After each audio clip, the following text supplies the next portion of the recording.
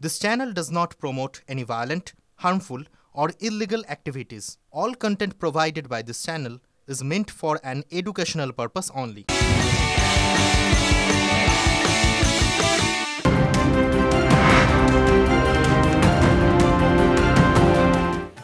এই মুহূর্তের একটা বড় খবর আপনার জন্য। রাজ্যপালকে পাল্টা রিপোর্ট কার্ড রাজ্য সরকারের। আরো বিস্তারিত জানবো, আমার সহকর্মী সুমন মহাপাত্র রয়েছেন আমার সঙ্গে। সুমন, রাজ্যপাল যেদিন শিক্ষামন্ত্রীকে সরানোর সুপারিশ করলেন তার পরের দিনই এলো এই রিপোর্ট কার্ড।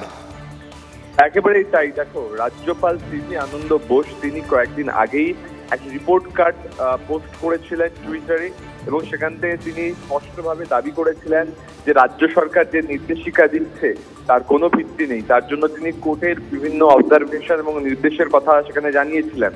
এবং তারপরে আমরা দেখলাম যে গতকাল রাজ্যপাল তিনি শিক্ষামন্ত্রীকে ক্যাবিনেট থেকে সরিয়ে দেওয়ার সুপারিশ করেন রাজ্য সরকারকে, এবং সকাল হতে না হতেই, রাতের অন্ধকার কাটতে না কাটতেই শিক্ষা মন্ত্রকের তরফ থেকে, শিক্ষা দপ্তরের তরফ থেকে এলো রিপোর্ট কার্ডের পাল্টা, যেখানে রাজ্যপালের প্রত্যেকটি পয়েন্টকে, প্রত্যেকটি যুক্তিকে খণ্ডন করার চেষ্টা করা হয়েছে, সেম পন্থা অবলম্বন করে আদালতের নির্দেশ এবং অবজারভেশনকে দিয়ে। বলা হয়েছে রাজ্যপাল তিনি ছাত্র স্বার্থের কথা ভাবছেন না, বিশ্ববিদ্যালয়ের স্বার্থের কথা ভাবছেন না। বলা হয়েছে যদি বাংলার উচ্চশিক্ষার কোনো অবনতি হয় তার দায় নিতে হবে আচার্যকে বা রাজ্যপালকে। স্বাভাবিকভাবেই সংঘাত, দ্বৈরথ আরো ক্রমশ চওড়া হচ্ছে। ধন্যবাদ সুমন। বিস্ফোরক রাজ্যের তরফ থেকে পদক্ষেপ, রাজ্যপালকে পাল্টা রিপোর্ট কার্ড দিল রাজ্য সরকার। ধন্যবাদ সুমন।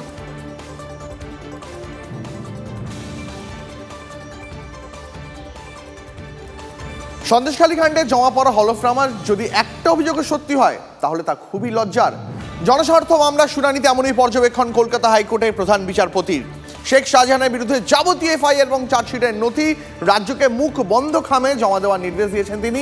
বৃহস্পতিবারের শুনানিতে শাহজাহানের আইনজীবীকে তীব্র ভর্ৎসনা করলেন প্রধান বিচারপতি। সন্দেশখালী নিয়ে কয়েকটি জনস্বার্থ মামলার শুনানিতে রাজ্য সরকার এবং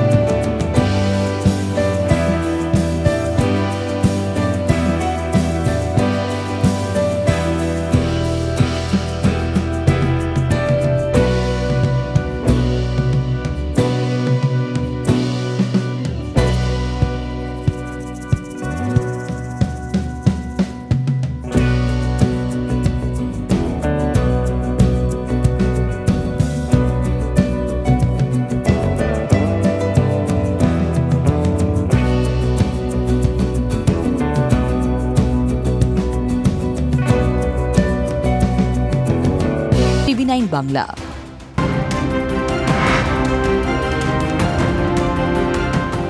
আর এই মুহূর্তে গুরুত্বপূর্ণ খবর আপনার জন্য। জেল থেকে বেরিয়ে এই সুর চড়ালেন আপ নেতা সঞ্জয় সিং। আজ বড়সড় তথ্য ফাঁসের হুঁশিয়ারি সঞ্জয়ের। সকাল 10টায় সাংবাদিক বৈঠকে কি তথ্য ফাঁস, নজর থাকবে রাজনৈতিক মহলের। যাদবপুর কেন্দ্রের বাম প্রার্থী সৃজন ভট্টাচার্যের দেওয়ালে লিখনে কালি লেপে দেওয়ার অভিযোগ। রাজপুর সোনারপুর পুরসভার 21 নম্বর ওয়ার্ডের বিভিন্ন জায়গার প্রার্থীর দেওয়াল লিখনে কালি দেওয়া হয়েছে বলে অভিযোগ সিপিএম এর। সৃজনের দেওয়াল লিখন মুছে তৃণমূল প্রার্থীর পক্ষ থেকে দেওয়াল লিখন তৃণমূলের।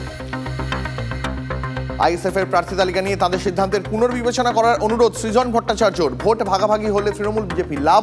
যাদবপুর লোকসভা কেন্দ্রের 7টি বিধানসভায় তৃণমূলের বিরুদ্ধে লড়ার ক্ষমতা একমাত্র বামেদের রয়েছে, তাই বিরোধীদের হারাতে বামফ্রন্টের সঙ্গে যোগ দেওয়া উচিত আইএসএফ এর, মন্তব্য সৃজনের। মন্ত্রী উদয়ন গুহকে হুমকির ফোনের অভিযোগ, গ্রেপ্তার 1। মুখ্যমন্ত্রীর কোচবিহার সফরের মধ্যেই হুমকি ফোনের অভিযোগ। ফারাক্কা থেকে গ্রেপ্তার অভিযুক্ত সালমান শেখ। উত্তরবঙ্গ উন্নয়ন মন্ত্রী সাইবার সেলে অভিযোগ জানিয়েছিলেন, সেই অভিযোগের ভিত্তিতে ফারাক্কা থেকে গ্রেপ্তার যুবক। খনি দুর্ঘটনায় মৃত 2 শ্রমিকের পরিবারকে মোট 2 লক্ষ টাকা করে আর্থিক ক্ষতিপূরণের প্রতিশ্রুতি তৃণমূল বিধায়কের। নির্বাচনী বিধিভঙ্গের অভিযোগ বিজেপির। জামুরিয়া বিধায়কের বিরুদ্ধে নির্বাচন কমিশনের কাছে অভিযোগ জানালো বিজেপি। টর্নেডো বিধ্বস্ত এলাকায় নিম্নমানের ত্রাণ সামগ্রী দেওয়া হচ্ছে। মুখ্যমন্ত্রীর উত্তরবঙ্গ সফরের মাঝে বিস্ফোরক অভিযোগ দুর্গতদের। জলপাইগুড়ি সদর ব্লকের মাহুতপাড়া দুর্গতদের বক্তব্য, রান্না করার জন্য কড়াই, বালতি সহ সব ত্রাণ সামগ্রী দেওয়া হচ্ছে তা অত্যন্ত নিম্নমানের। যদিও বিডিওর দাবি, নিম্নমানের ত্রাণ সামগ্রী সংক্রান্ত কোনো অভিযোগ তার কাছে আসেনি।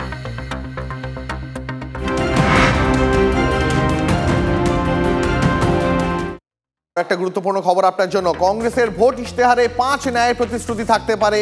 আজই কংগ্রেসের নির্বাচনী ইশতেহার প্রকাশ।